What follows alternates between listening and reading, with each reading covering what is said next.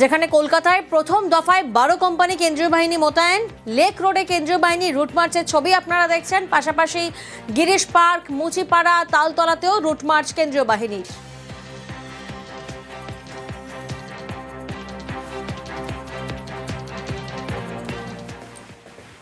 সামনে 26-এর নির্বাচন, আর 26-এর নির্বাচনের আগেই, এই বিধানসভা নির্বাচনের আগেই রাসবিহারী বিধানসভার জন্য চারুচন্দ্র কলেজে যে এক কোম্পানির কেন্দ্রীয় বাহিনী এসে পৌঁছেছে, সেই কেন্দ্রীয় বাহিনীর আজকে কিন্তু রুটমার্চ শুরু হয়েছে। টালিগঞ্জ পুলিশ স্টেশনের আন্ডারে এই কেন্দ্রীয় বাহিনীকে সঙ্গে নিয়ে আজকে রুটমার্চ শুরু হয়েছে। একেবারে লেক রোড থেকে রানী রাসমণি অ্যাভিনিউ হয়ে একদম সতীশ মুখার্জি রোড হয়ে তারা পৌঁছে যাচ্ছেন। বিভিন্ন এলাকা তারা ঘুরে দেখবেন।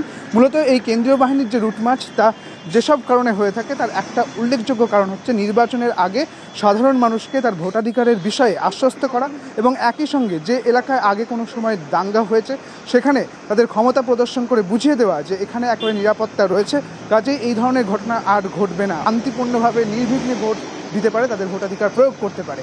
এই সমস্ত বিষয়কে সামনে রেখে আজ এই কেন্দ্রীয় বাহিনীর চলছে রুটমার্চ। ক্যামেরায় গোপালের সঙ্গে নিউজ 18 বাংলা।